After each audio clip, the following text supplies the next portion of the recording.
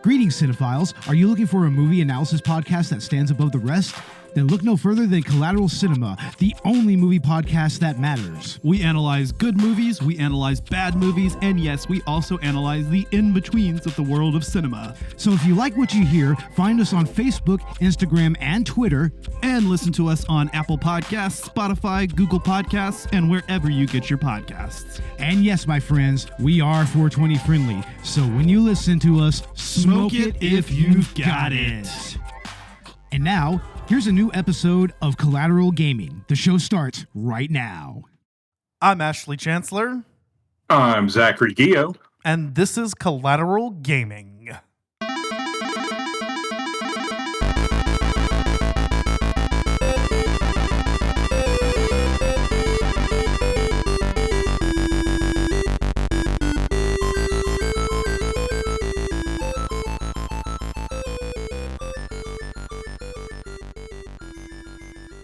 Welcome to Collateral Gaming, the only video game podcast that matters, where we focus on good games, bad games, and everything else in between in the world of gaming. We are podcasting straight across the United States, and yes, my friends, we are a 420 friendly podcast, so whatever you have, smoke it if you've got it. Unless it's your enemies, because we don't condone murder. I mean, I guess that depends on what they did. Well, yeah, especially if they're severed. Like, how dare they? Dude, that show is so good, man. If you're listening and you have Apple TV Plus, dude, you need to watch Severance. It is one of the best modern shows I've seen. It's so good. No, it is so good. Praise Kier. Praise Kier, dude. We serve Kier, you child. But today is our 50th episode of Collateral Gaming, so we wanted to do something a little bit special, and we're celebrating by talking about Super Metroid finally. Oh yeah, dude. Literally one of the best titles in the Metroid series, and we literally have so much to cover because not only is it a phenomenal 2D entry, but it's also just one of the best games in the series, and it just set the precedent for quality in the Metroid franchise. Oh, it's one of the best games of all time, actually. I mean, it is just well, the Metroidvania genre as we know it today would not exist without Super Metroid. Oh, for sure, dude. And actually, the Omega Metroid podcast that I work with sometimes, they had a listing where they ranked the title screens from all the Metroid games in the series, and Super Metroid won. Oh yeah, I could see why. It's just iconic. This game is a fucking masterpiece. And full disclosure, yes, I had never actually completed Super Metroid before now. I had gotten as far as everything except for Torian. That's as far as I got before, as I was about to go to Torian, but I was doing my last minute item collection. And Super Metroid, due to the lack of some quality of life improvements we see in later titles, that item collection can be a little bit of a slog your first time. But it really just depends on how you look at it, because it can be kind of a slog, but it can also be really awesome because of the difference in physics. Like Super Metroid has awesome floaty physics that don't really make sense, but at the same time, it adds a layer of gameplay element to the overall game that creates an amazing experience. Oh yeah, and I mean we'll talk about the controls because there's some pros and cons with that. But I mean specifically in terms of just like the way that the map works and whatnot. Sometimes it can be a little bit difficult to catch those last few items, and that's where I'd fallen off the game before. But this time I did complete the game 100%. I'm on my second playthrough of the game now, trying to get that runtime under 3 hours if I can. Yeah, man, this game is a fucking blast. It is phenomenal. It holds up phenomenally well just in terms of level design and in terms of a lot of things. This is a game that utilizes the Super Nintendo to its fullest extent. And absolutely. I mean, comparing this against some other SNES titles, this is one of the best looking and best playing ones. Oh, for sure. And if we're being honest, You got to acknowledge how Super Metroid literally changed the game for side-scrolling games. Like it does what I believe Metroid Prime did best, and it just adds an element of isolation that just completely freaks out the character, man, and or freaks out the player. And it's so good. It's why it's my second favorite 2D Metroid, but that's because Fusion has a nostalgic place in my heart. After completing Super Metroid for the first time last year, I'm in agreement with you, dude, or in agreement with you. It is one of the best Metroid games by far. Yeah, I think it's up there as my second favorite too. Dread is just really, really fucking good, and I really like it. But there are some things that Super Metroid did that no other Metroid title has done since. Yep. And there's a reason why the game is still relevant today in speedrunning communities. Because it's incredibly fucking difficult. That, and it just does what Metroid does best. It puts the game in the hands of the player and lets them take control. It allows the player to uncover the story without distractions, and it allows you to explore the world of Zebes as you see fit. Now, granted, there is a path that you need to follow, but it's so much fun to explore because there's not a companion in your ear that's just chomping away, telling you what to do and where to go. There's set tracks for each area, which, by the way, we'll talk about that later. The music is a banger in the game. And the music. Dude, it's so good. But it also just gives you this feeling of isolation that lets you know you are truly alone. Your only ally on the planet is the animals that you rescue at the end. Yeah. If you choose to do that. And the titular Super Metroid. yeah, but we'll talk about that later, because this is actually the third Metroid game. Metroid 3, yeah. Yeah, it does everything right. It's so good. It's so good. There's not an actual part of the game that I dislike. No, yeah. Everything about it is wonderful and challenging and just fun to get invested in. There's no specific part of the game that even like held, stopped holding my interest apart from that last bit where I had already explored everything in the world, and I had to go back and collect all of the items. And honestly, it's not even so much that I didn't want to do that. I think I just got distracted and found other games, and I always told myself I'd come back to it, and I didn't. But distraction. as far as the path from beginning to Torian, I mean this game really is really captivating. And you were speaking about the isolation aspect. Have you ever tried playing this game on acid? No. Actually, the first time I played Super Metroid was after my phase with that. Yeah. And not the first time. Well, the first time I played it was back on the Wii U, but I didn't go anywhere near in the game. I couldn't get into it back then. But when I did get into it, I was stoned 100%. Dude. And it was a great time. I played this game on acid. I got all the way up to like the wreck ship and then Meridia. I was like, we're actually basically where I'm at right now in my second playthrough of the game. And I remember playing all the way from there to fighting Ridley, tripping on acid. And that was a fucking experience. Let me tell you. And that Ridley boss battle, that is the most difficult Ridley boss battle in the entire fucking series, because he is just a fucking unit, and he's a unit. He's a sponge. He's just takes so many. He will take all of the super missiles and missiles that you have on hand to defeat, and it will leave you with a sliver of health, all the while he's just moving wildly around the screen. Oh yeah, dude, it's how Ridley is supposed to be. It's definitely the most challenging, but also the most engaging Ridley fight in the series. Yeah. I mean, Metroid Prime's Ridley fight is awesome, but it's a bit of a slog because you just have to watch Ridley walk around or fly around for moments at a time before you can actually re-engage. And it kind of takes a little bit of interest out of the fight. But Super Metroid, it is literally just a slugfest. It's basically Fortnite in Metroid. It's last man standing. Yeah. It's crazy. And I know that's a shitty comparison. I am so sorry. In terms of like technical achievement, Ridley really is kind of the final boss battle of the game. That is the game that is going to put your skills to the test, with the Mother Brain fight really just being more of like a cinematic end. 100%. A fantastic cinematic end too. I mean, come on. Yeah. And to be honest, the first time I faced Mother Brain, I actually died in like the main part of the final battle before you get the hyper beam and it becomes truly cinematic. I actually died a couple times, and I was really appreciative of that because before playing Super Metroid, Metroid's one of my favorite titles, or Metroid's one of my favorite series in video gaming, period. But you're never really faced with a lot of moments that can actually kill you. I'm sure younger players would disagree, but that's because they're not as developed in the world of gaming yet. Well, I mean, I don't know about today's gamers because those things are psychos, bro.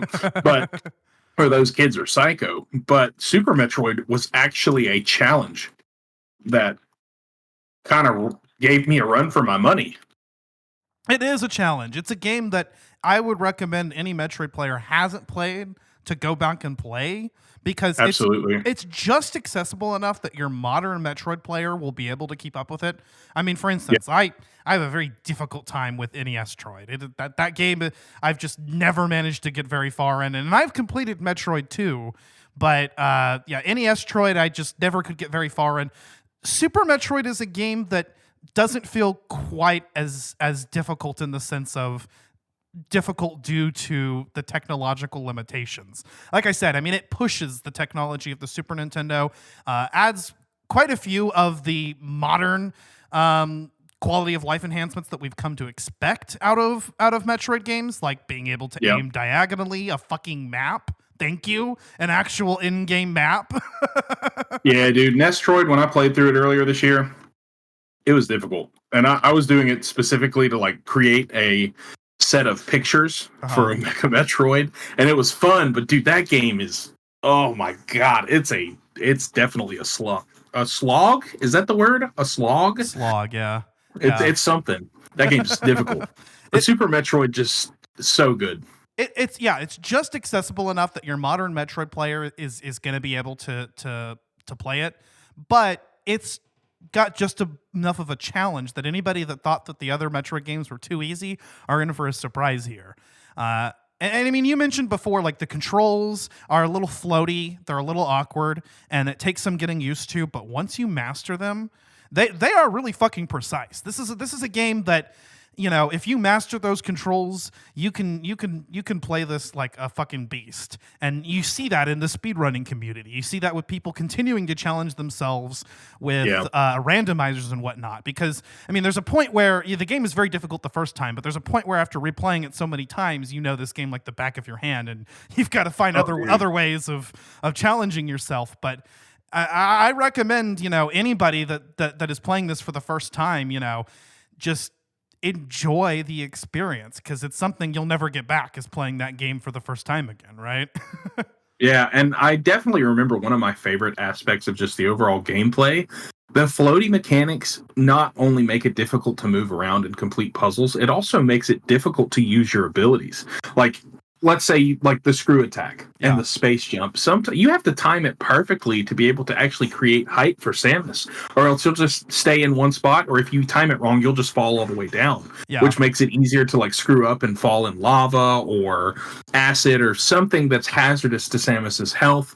I love wall jumping with the floaty mechanics. It is so cool, but it's also really hard to time. It is really hard to time. you gotta really give a shout out to the Super Nintendo for being able to display a game like this. Like the Super Nintendo had A Link to the Past and Super Metroid, two of the greatest bangers that Nintendo has ever produced. Yes. And it just makes you marvel at the achievement that Nintendo has created. And they really knocked it out of the park with Super Metroid, because other than Metroid Other M and Federation Force, they've really held to that standard and just kept the series alive just by referring back to the quality of life that they had in Super Metroid, while also adding improvements that are very much needed.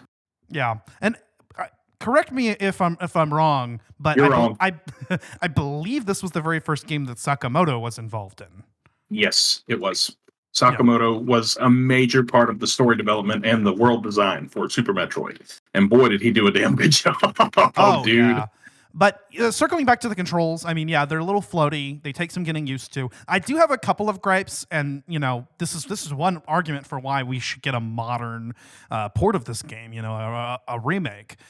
Is that the controls are a little bit awkward. I'm not saying they're impossible, but for instance, having to push select to get through every single fucking item. I mean, you gotta go through the power bombs, even if you're not using, even if you're not in morph ball mode. You've got individual selectors for missiles, super missiles, the grappling beam, and the X-ray scope. So it is a little annoying. Also, a lot of people love the fact that this is the only Metroid game that has a dedicated run button. But if you really think about it, I think the later games improved on it by not having that. Because why would you not want Samus running? There's no reason to not run. So giving you the option to not run, to move at a slower speed, serves no real advantage. Some Super Metroid purists will swear by it. They love it. I just think it is kind of a little bit unnecessary, and I think the other games did it better by having Samus always running at full speed and kicking in the speed booster automatically. I'll be honest, I disagree with you there. I actually like being able to change Samus's speed manually. Sorry. Just ate dinner with my wife, so I'm a little burpy, but which is gross, I know. But I actually disagree. I like controlling Samus's speed. I think it actually provides another level of skill that you can change and use at any point in the game instead of speed booster just automatically activating, which I guess it works sometimes, or I guess it works, but I'm actually a fan of the way Super Metroid did it. The only way that it felt clunky was because of the floaty mechanics. Yeah.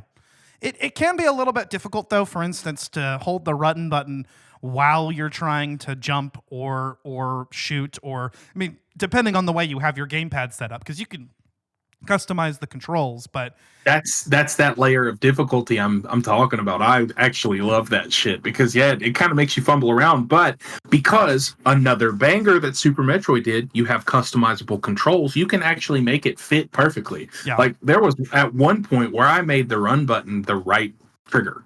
That's smart. And so I would just do that, and I would angle everything with the joystick, and it actually worked out really well. It made the game flow a lot better for me, and it also made just overall traversal feel better, and I really appreciated that. So that's just me, though. That's just me. I actually customized the controls to fit the control scheme of Samus Returns and Metroid Dread as much as possible. Makes sense. And so that just setting the jump to Y. Setting the shoot to Y, jump to B. My dash button was on A because in Dread, that's how you do the flash shift, and it's a button that makes sense also for using things like the X-ray scope. And then X was my item cancel button. Select as my item selection button because that's the way it is in the other 2D Metroids like Zero Mission, and then.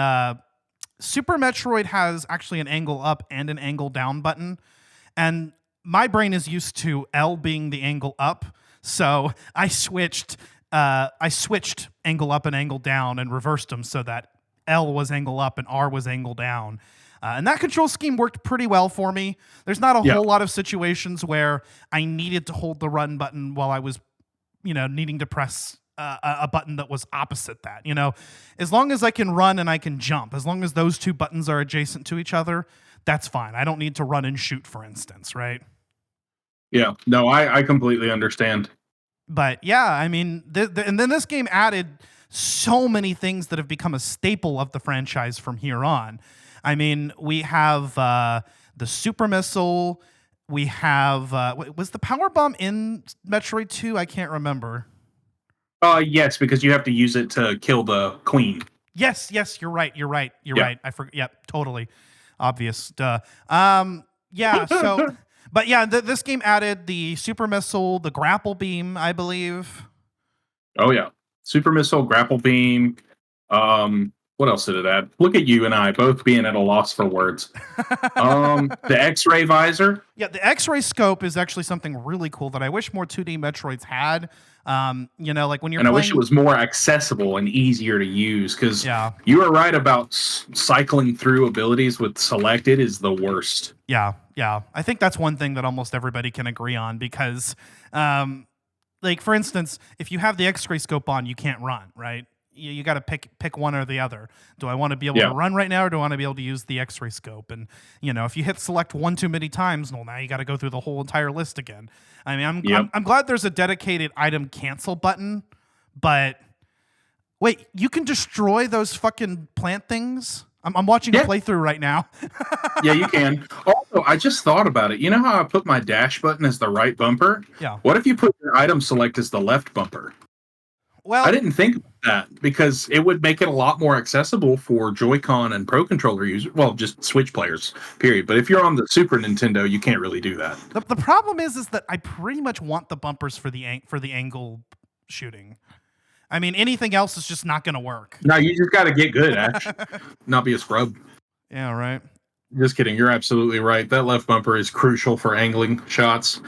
But at the same time, I don't find myself standing still a lot for shooting anymore. I like keeping movement going so that it just makes for a more fluid experience. But I get exactly what you're talking about, where you're coming from. Yeah. What you're putting down. Sorry. And you mentioned the run button earlier, which is interesting because this is the only Metroid game that has a run button. And it's why there's an infamous noob bridge in the game. You know what I'm talking about, right? Oh, yeah, I do. And Brinstar, yeah. There's that infamous noob bridge where anybody that didn't know that there's a dedicated run button, that's where they fall off and they stop playing the game. It is the test of whether or not you're a noob. Oh, yeah, and I definitely am. Yeah, because like the first time I think I went through that room, I wasn't aware of it, right? So I'm like, wait, do I need to get the speed booster for this? And you don't. You just need to learn that there's a dedicated run button. Yeah. But there's even some really cool things you can do with that because of the run button. I mean, there is the infamous mock ball ability, which is it's actually an unintended sequence break ability, but it's where if you run at full speed and then you change into a ball, you can maintain your momentum. And it's actually a way to sequence break and get through some parts of the game. That's another thing. This is a game. This is the Metroid game that is known for its sequence breaking. I mean, all other games after this kind of featured it in some form or fashion, except for Other M because it sucks ass and doesn't understand what Metroid is. Well, and you can't really sequence break in Fusion unless you're an absolute god, and you can do that secret speed booster puzzle in Sector 4. That's true, actually. Dude, that is the craziest thing ever. I still cannot do it to this day. I'm not a Fusion G. I just can't do it, bro. I've done it with save states. See, that's just cheating. Well, you're going to be disappointed then because I used them a lot during this game. I also used the Nintendo Switch Online's rewind feature extensively. But see, that's understand, dude. Super Metroid is so unforgiving. If you die, you're going back at least a world over. You're cooked. I don't think I actually ever got a single game over screen because as soon as I would die, I would just rewind a little bit. Rewind a few seconds and retry it. I'd be, and I'll be there with like just a few little cells of energy, and that's all I got. But God damn it, I'm going to get through this fight in one go.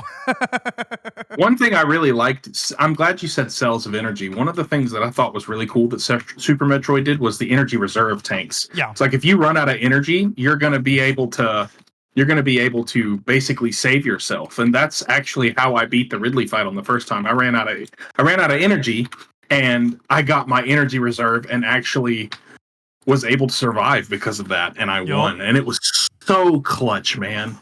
And I clipped it. It's on my Nintendo Switch. So yeah, the reserve tank, actually, it's kind of confusing when you first get it. You're like, wait, what does this do? It's just basically like an extra energy tank or two that can act. I think actually you can get, 3 or 4 of them? I think so. I'm not exactly sure I've never 100%ed the game, so it's a good question. But you might be. Yeah. Yeah, rub it in my face, Ash. I can't say that I used all of those reserve tanks. By the time I got to that point where I was picking up the rest of the items, most of the difficult boss fights were behind me. I think I had at least a couple of them for Ridley, but I think I still had some more to collect after that fight. which, here in my second playthrough is something I'm going to keep in mind. That's another thing about this game is it's so replayable. It's a game that really makes you think, well, like the next time I come through here, I might try to collect the items in this order because there's a little bit of openness with it. And then you add the sequence breaking in, and this is one of the games where it's actually kind of uncommon to play through this and not do a sequence break of some sort, because you'll get to a point in the game where you're like, well, I don't have the item that I need to reach that, but I can kind of do that floaty wall jump trick and get there, or I can, Yeah, absolutely. Dude, the floaty wall jump trick. Dude, the amount of stuff that you can do in Super Metroid is so good. And it actually makes me want to go back through and play the game over again, just so I can experience it again, because there's so many different ways that you can play through the story, the quote unquote story, which there is definitely a story there. And we'll talk about that in part 2, but you can manipulate it in so many different ways and face bosses with different abilities at different times. And another thing I really like about Super Metroid, there's so much. You can actually turn weapons on and off. If you want to challenge yourself and run through a heated area without the Varia suit, you can do that. If you want to challenge yourself in a boss fight and not use missiles, you can do that. You can turn off your strongest beam. You can do that and make the game more enjoyable. And that adds so many layers of replayability to this game. Yeah. And also, one thing I like is that you can turn off the ice beam. And almost every other Metroid game, once you have the ice beam, you're stuck freezing enemies the rest of the game, because it's usually stackable after this. The first 2 games notwithstanding, because those were the 2 where you had to swap beams if you wanted one or the other, and you had to go back and collect it. But a Super Metroid just has a simple toggle. So yeah, if you feel like you don't really want to be freezing enemies, then you can just turn it off. And that's a really nice feature. I appreciate that. And there's just so many different hidden abilities in this game too. Apparently there's one which I haven't even used, which uses power bombs to heal Samus completely. Oh yeah, dude. I haven't tried that, but I definitely need to. I've seen people do it in videos and clips and stuff, and it's insane to see it happen. Yeah, if you do it, make sure you record it so I can see it, because that shit sounds so cool. There are a bunch of hidden abilities. I mean, some of them we take for granted, like the wall jump and the shine spark, because they've been featured in every game since and have been kind of become core features. But although notably, you never really need to use those to progress in the story, but in Super Metroid, they were hidden abilities that you could unlock by just finding the little animals to show you how to do them. Yeah, absolutely. Dude, that's crazy. Now I kind of want to go back through and test and find all of the hidden abilities that are accessible to the player in Super Metroid. Yeah. It's cool to think about. And there's even just little hidden things like, for instance, in the Dragon boss fight, there's a way to cheese that fight. And it's 100% intended. You can do it. Instead of fighting him the conventional way, you can actually let him lift you up, get close to one of those exposed power couplings or whatever they are, and use the grapple beam. It'll drain your energy, but also his energy, and kill him right away. And then the little baby dragons will come and mourn the loss of their parent, which is kind of sad, but you're Samus fucking Aran. I've heard whispers that Metroid Prime 4 might take a page out of Super Metroid's book and create a basically fully customizable experience for the player. And if that happens, dude, that'll be Nintendo's swan song. And I thought that would already be Breath of the Wild, but dude, you just don't know. No, yeah. I mean, there's so many different ways you can go around and do things, and that's something that's kind of been missing in most other Metroid games since, is all these little different hidden features and ways to break the game or make it easier. And a lot of those were 100% intended. There were things that the developers, these little Easter eggs that they put in there for you to find. Oh yeah, for sure. And we should do a dual playthrough of Super Metroid together. And during that playthrough, we try to find every hidden ability and every sequence break. Dude, that would be awesome. Why not? Why not? Right? Yeah. And that's why this is the game that's still being talked about in the present day, because there are just so many different ways to go about it. And there are people that know this game like the back of their hand. And, that's really fucking cool. And I can see Super Metroid as being a game that I could do that with, because, I've come to understand games like Zero Mission or Fusion like that. Yep. So yeah, I mean, but this is the game that for a lot of people is the Metroid game that they can just they can just replay and replay and replay and always have a blast. I mean, I played through the game once and then started going through a second time, and it hasn't gotten dull for me. Yeah, I'm definitely thinking about getting back into it because why not, right? It's an amazing title and definitely one of the best in the series, if not the best 2D entry in the series. Yeah. Now, I know Dread did a lot of really cool things, but at the same time, you got to be honest, there are some things about Dread that actually missed for me quite a bit. Yeah, that's totally fair. Because, I mean, like I said, I mean, there's just a way that the level design was approached in Super that has not been replicated since. It is a wholly unique experience. It's something that definitely every Metroid fan needs to experience. And I can imagine that there are some people that haven't gone back and played this because, it's a Super Nintendo title and it may not be as accessible, but I would argue it is, again, the most accessible older Metroid title. It's the one where things start coming together and you can actually play it with some understanding of how the other games work. I mean, if I were to recommend any Metroid game to someone as a first Metroid game, at least as far as 2D Metroids go, I would probably pick Zero Mission. Oh, for sure. Dude, yes. I started with Fusion, but dude, Zero Mission, I mean, it's a retelling of the first Metroid adventure. It's where you need to go. For sure. Ash is stripping, for those of you who can't see.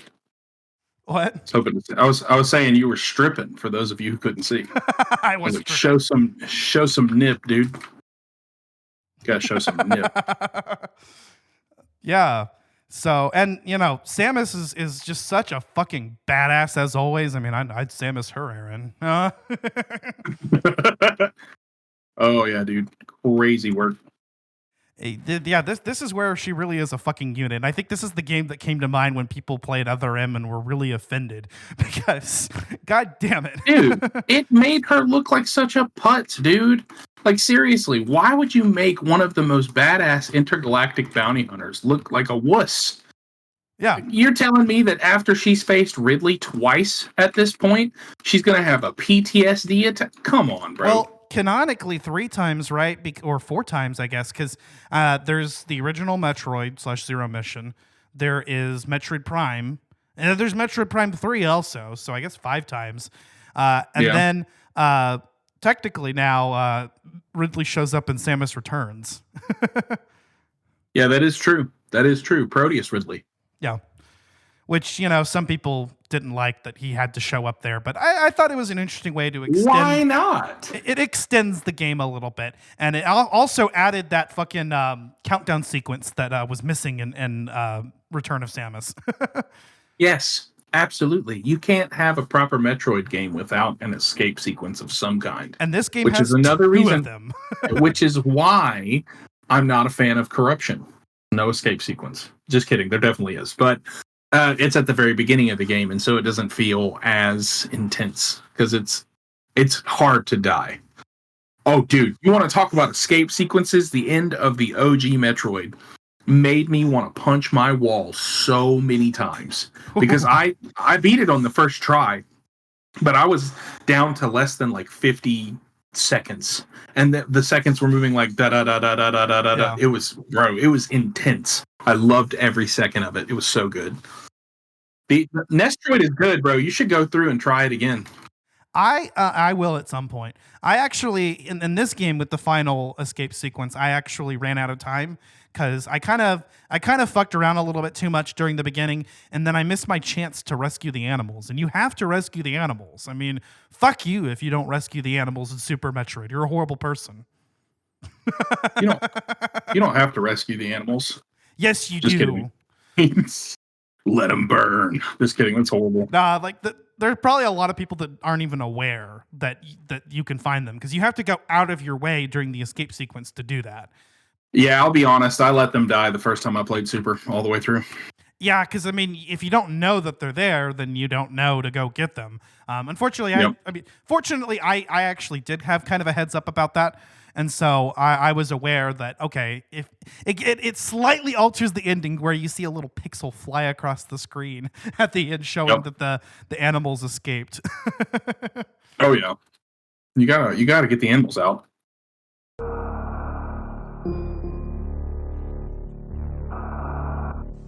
Samus is back with this long-awaited sequel. Explore 6 huge areas and use all the familiar power-up weapons from the first Metroid. Walking around and blasting your enemies won't be enough. This time you'll need a strategy. Fire it up with Super Metroid from Nintendo.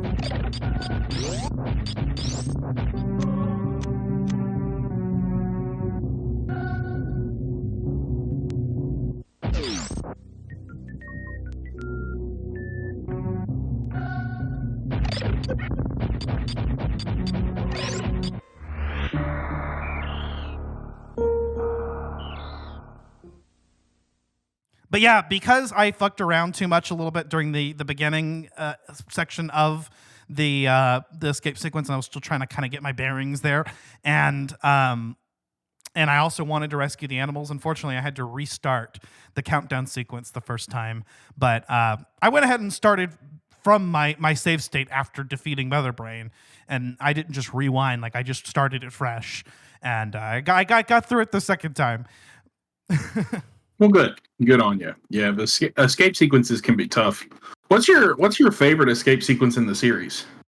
Probably this one actually, because it's really like the final escape sequence, I should say, of this game, because it was the only one I think that has like legitimately challenged me. It has a little extra secret that you can find, and I think that Super Metroid is the game that makes you feel most like a badass in the post game. Actually, I lied. My favorite escape sequence is the one in Dread, because I mean, you have the Metroid suit and it's fucking awesome. But you do have the hyper beam. You do have the hyper beam in this one, so it was kind of a nice callback, I think. There, I agree and disagree at the same time. My favorite escape sequence in the series is Metroid Prime 2, bro. Oh. Metroid Prime 2 has the best escape sequence in the series, because not only do you have to escape Dark Aether, you also have to fight and kill Dark Samus. You're right. And I think so I think in Samus Returns you also have to fight Ridley on the timer too. But no. No. Okay. No, you just have to fight him. Okay. Yeah, you're right, actually. And Prime 2 is my favorite Metroid game, so I should have thought about that. I think I was just thinking of 2D Metroids, but I think I might be in agreement with you there, just because of the fact that you have to fight a boss during the final escape sequence is fucking insane.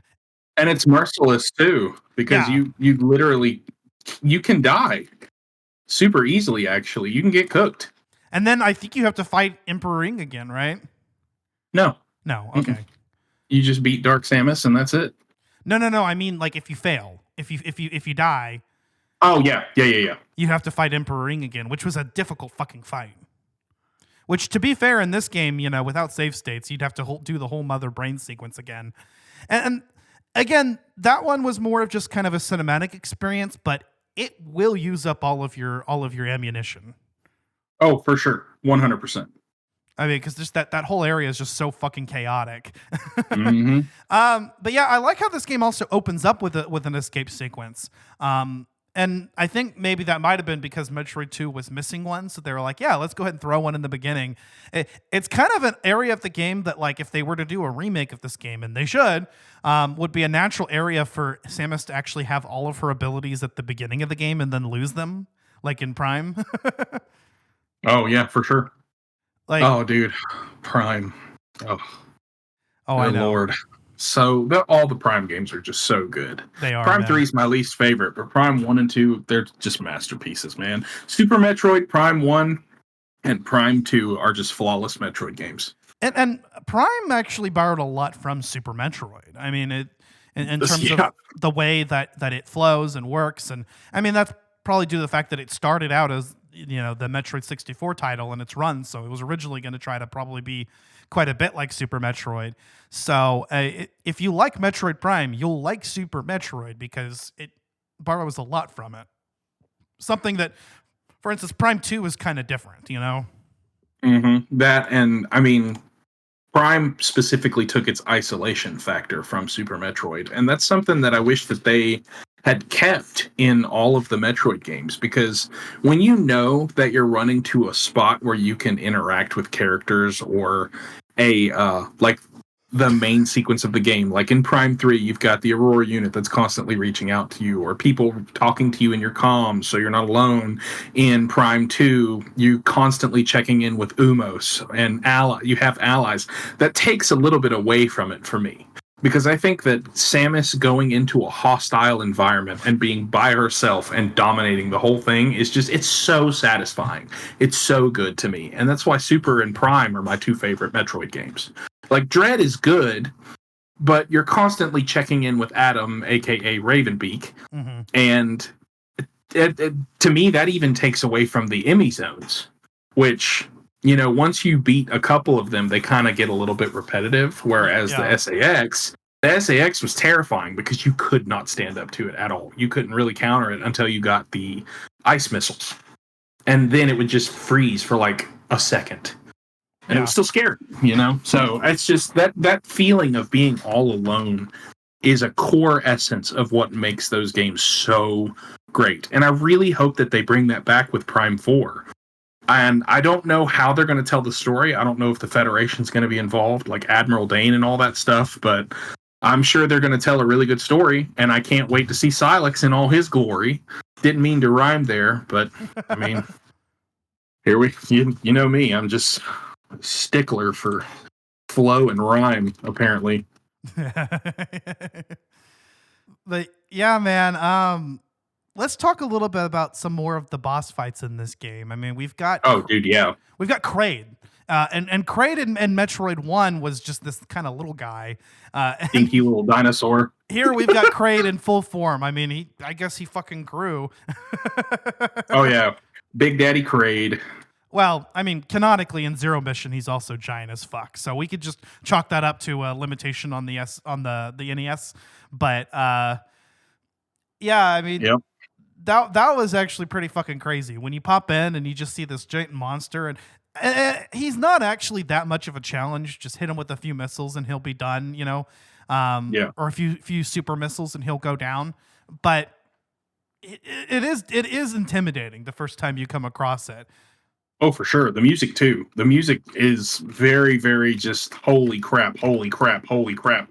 The whole time you're just like, holy crap, holy crap, holy crap. And it's so good. Yeah. And we talked about Dragon. That's a fight that actually can be cheesed if you know how to do it. And I appreciate the option being there. There's also Phantoon. That was one of the more difficult ones for me. That's one of the ones that even now when I play it, and I just beat him, you know, in my second playthrough, I still have to rewind quite a bit because he's kind of a bitch. Oh, dude, Dragon's annoying because it's basically a turf war. And it's actually kind of sad because if you think about it, Dragon's really just a creature just chilling in his habitat. And you just kind of accidentally stumble into him and you have to kill him. It makes me really sad because his skeleton and everything, you see it and you're basically just walking into this man's home and shooting up his family. Because the little Dragons. Yeah. Well, yeah, that was sad. But no, I was saying Phantoon was the one actually that I had a lot of difficulty with. Because, I mean, he's just difficult to hit. He has got like that one little weak spot of his eye that pops up for like a second while he's in the middle of an attack barrage, and that's it. You just have a split second to fight him, and he deals a lot of damage. And even when you learn his attack pattern, his attacks are still really fucking hard to avoid. Although I found out pseudo screw attacking can actually alleviate that. I didn't know that. Yeah, but I mean, once you figure it out, it becomes significantly easier to deal with. Yeah. Well, but even for me, like I had figured it out and I was still having a lot of difficulty because there's that one attack he does where I know how to avoid it. It's just a matter of actually accomplishing it. He throws all those little flames out in bursts to the left and to the right, alternating, and you have to jump up in the corner to avoid it. And you have to jump with just the right timing. But he moves over to the other side really quickly, so you have to like dash over there. And then I just almost never get the timing right. Like I'll have the timing right on one side, but not the other. So here I am just taking more damage. Well, I mean, hey, that's part of the territory, right? Yeah.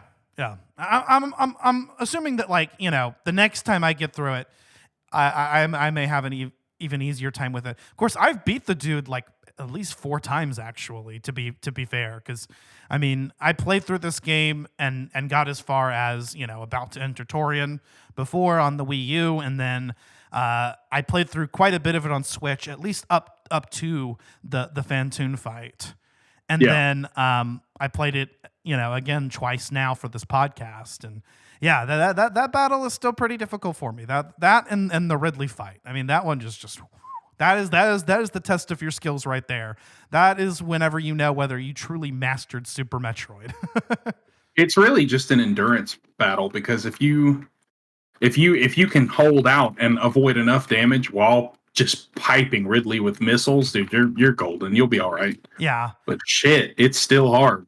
Yeah, because once you know, even knowing his attack pattern, you still have to actually have the skill to avoid some of those attacks. And I mean, you're going to tank some damage. I mean, that's the reality. But for sure. It's actually really cool because the whole of Lower Norfair is just a gauntlet to Ridley. And it's the point where you start getting the most overpowered abilities in the game, like the screw attack.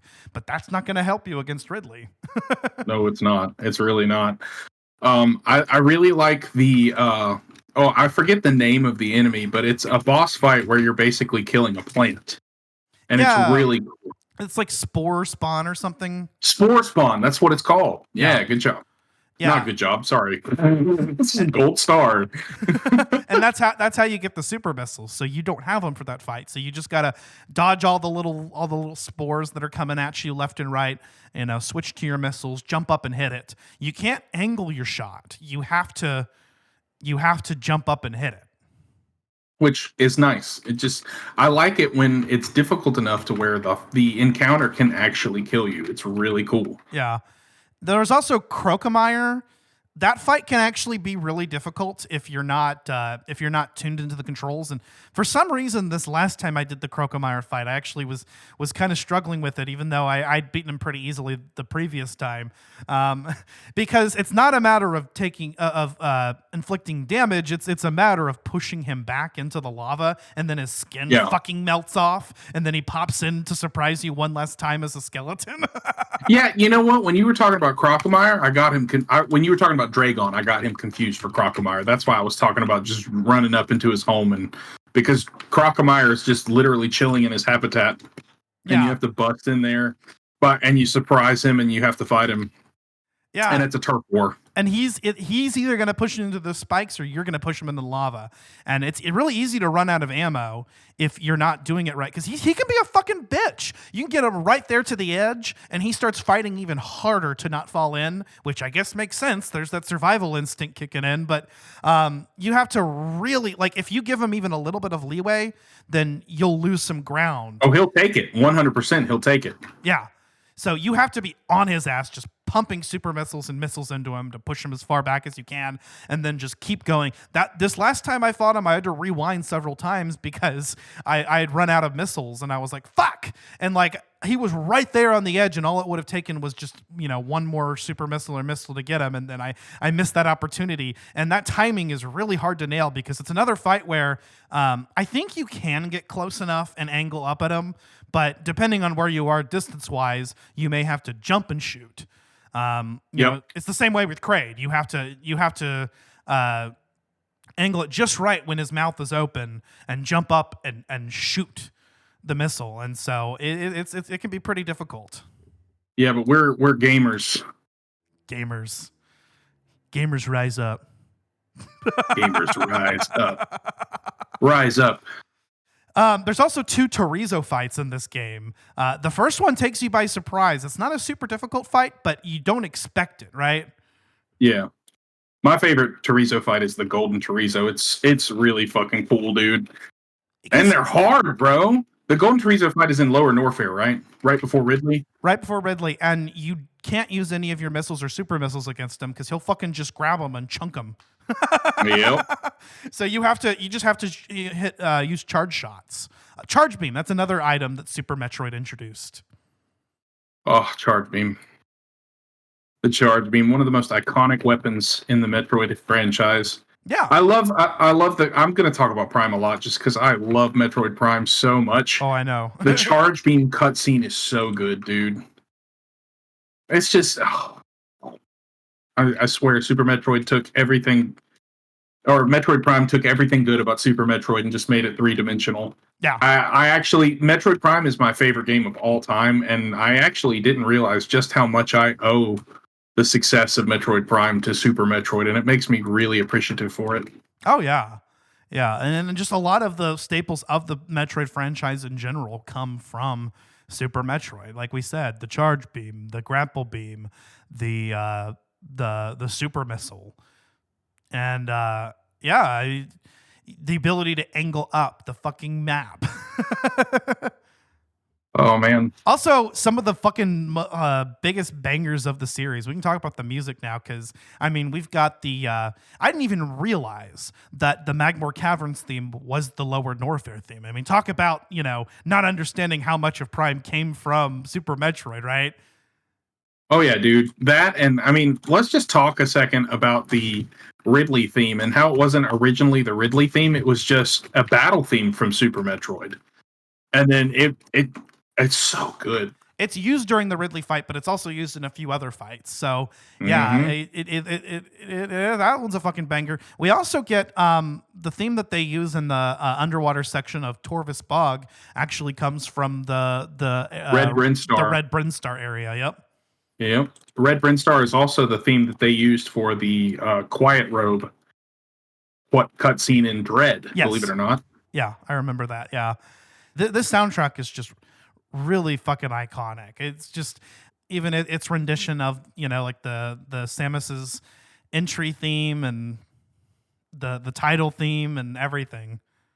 Yep, it's perfect. Perfect. It was perfect. Perfect. Absolutely perfect. Everything down to the last minute details.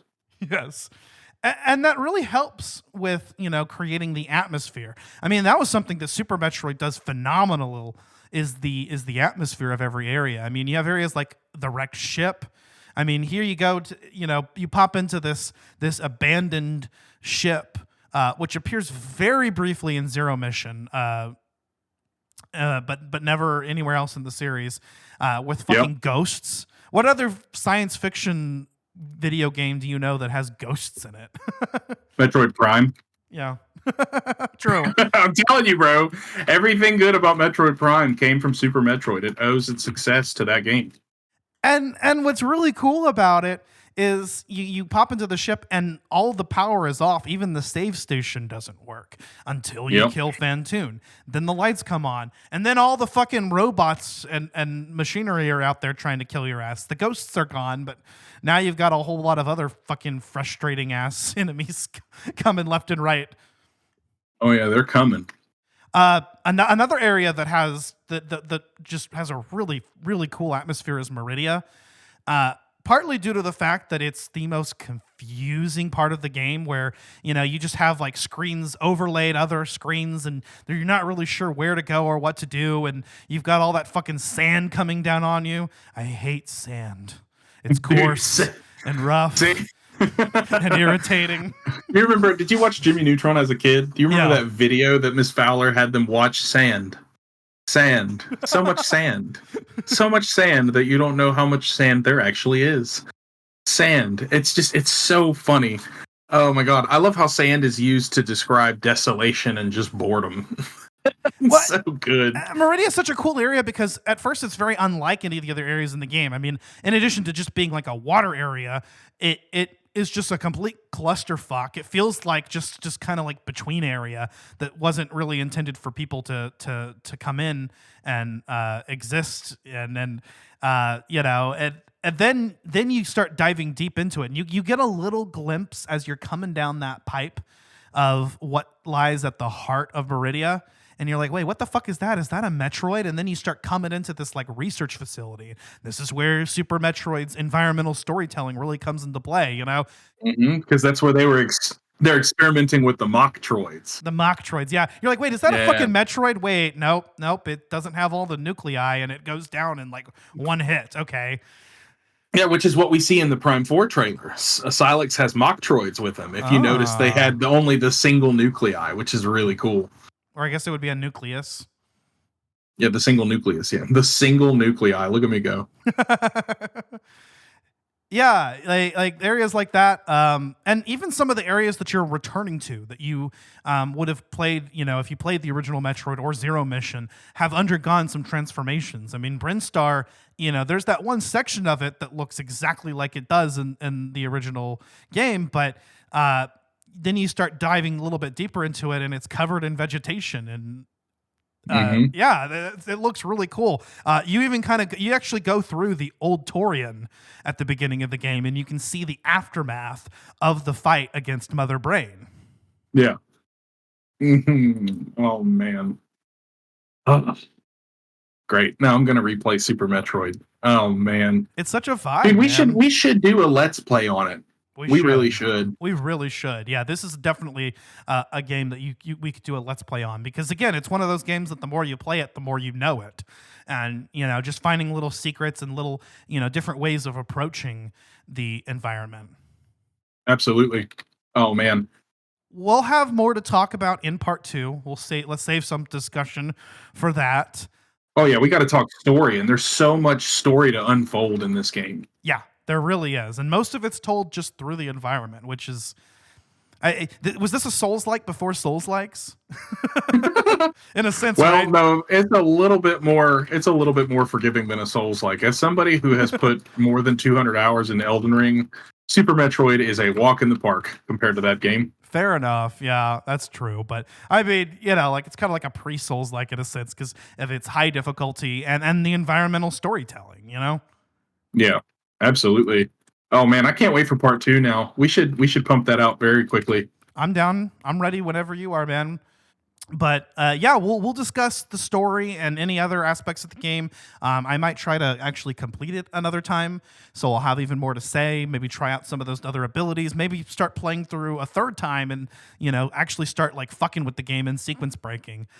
There's a couple sequence breaks that kind of make sense. Like for instance, getting the wave beam early is something that a lot of people do because it's just kind of easy and it prevents you having to go out of your way later.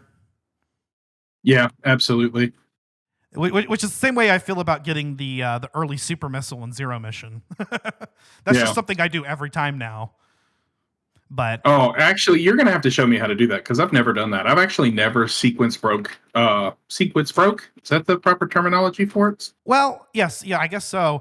Well, the thing with that is it's the same way that you would get that super missile expansion. You have to do that ball spark trick in order to get it. So if you've 100% of the game, you've done everything that you need to do to sequence break. You just pull off that trick earlier in the game because it's the only super missile expansion I think that does not require the super missile to get to. So it just requires a really elaborate ball spark trick.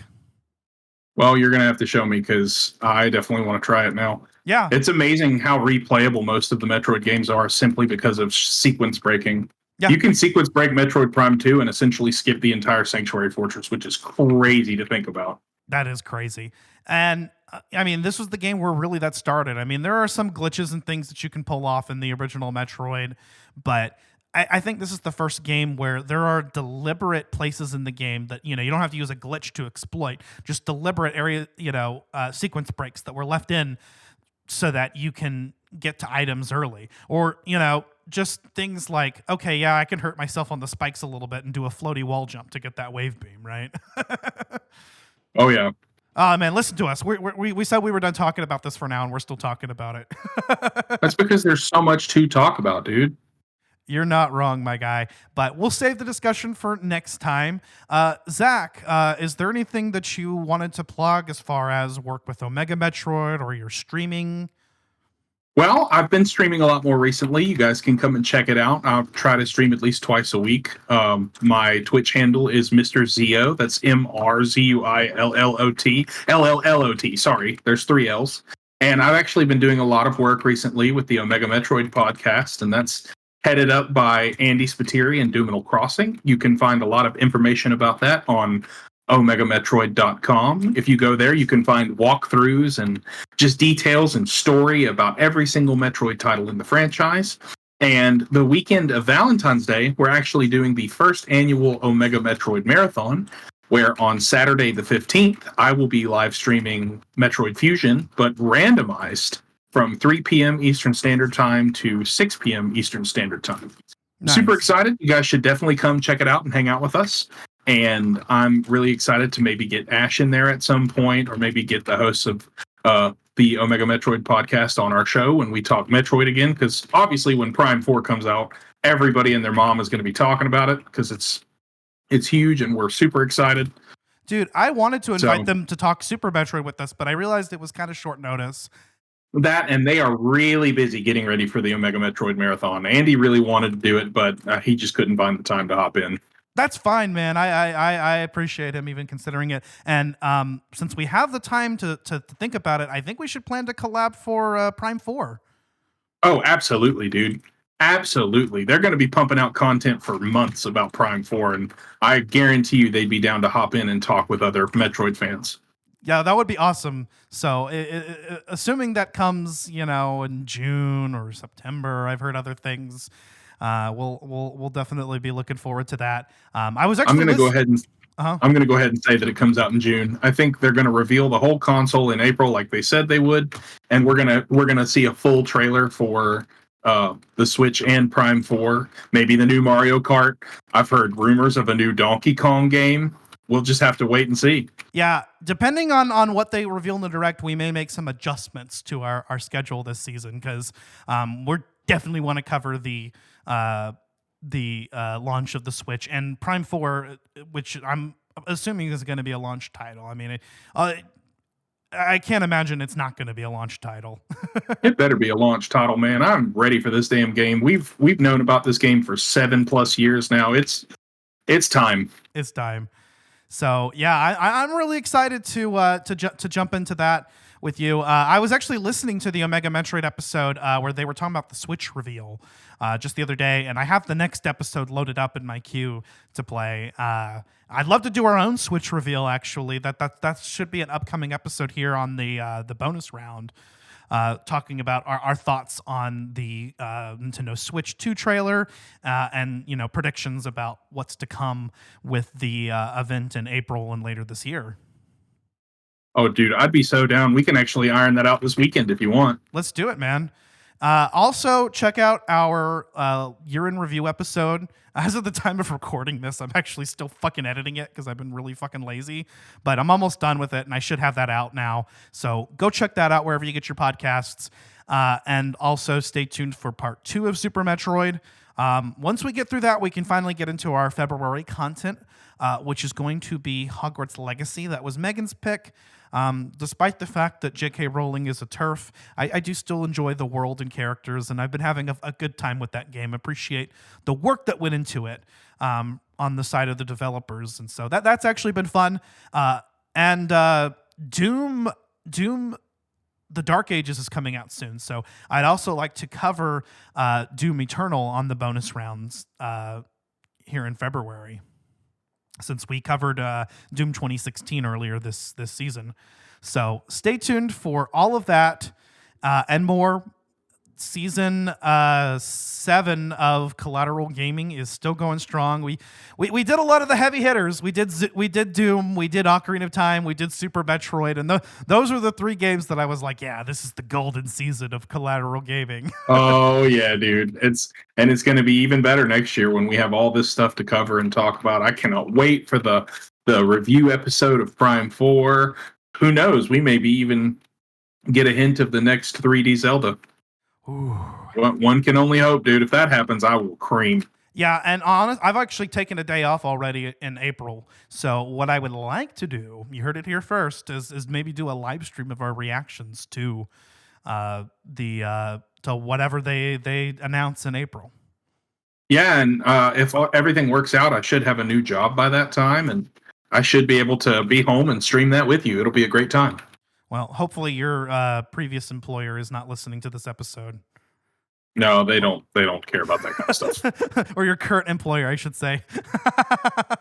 Soon to be previous employer. Let's go there. There we go. But yeah, I guess that'll be it for now, guys. You can find us wherever you get your podcasts. If you'd like to support the show, we do also have a Patreon, and Collateral Media is on Buy Me a Coffee. Also, we do have a merch store on TeePublic where you can get everything from t-shirts, baseball caps, tapestries, and more. Dude, I need to buy me a baseball cap. Dude, and then yeah. post to Collateral Media how it doesn't fit because my head's so fucking big. I need to order some fucking merch. I haven't even ordered merch for myself. I do have some Collateral Media merch. I made some shirts on another website a long time ago, but like those have all like faded out and they're no good. So hopefully this the TeePublic merchandise is much more sturdy. Yeah, I need to buy myself some merch and support my own show. You and me both, brother. You and me both. So yeah, you can support us all there. Also, check out Collateral Let's Play on YouTube. We should have that on both the Collateral Gaming and Collateral Cinema YouTube channels. We're probably going to be moving to doing Call of Duty Saturdays and Phoenix Wright Wednesdays on more of a bi-weekly schedule now, just to kind of help with our workload. But they did just launch Season 2 of Black Ops 6. I'm excited to jump into the new Zombies map. I think that's what's going to be coming up next this weekend as of the time of recording.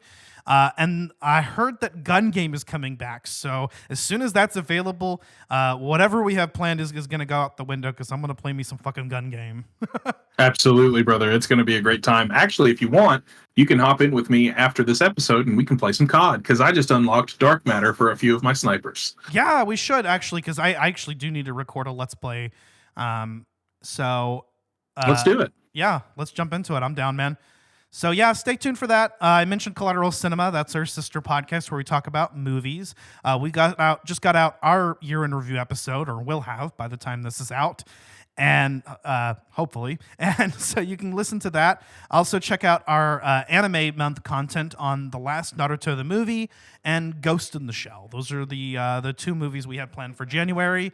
And then in February we are doing the California Kid, and my pick, which was the Doctor Who 50th anniversary special, Day of the Doctor.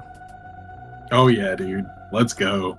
I'm excited, man. It's going to be a fun time. So yeah, go check out Collateral Media on social media. We also have a shitposting group on Facebook where you can join the fun.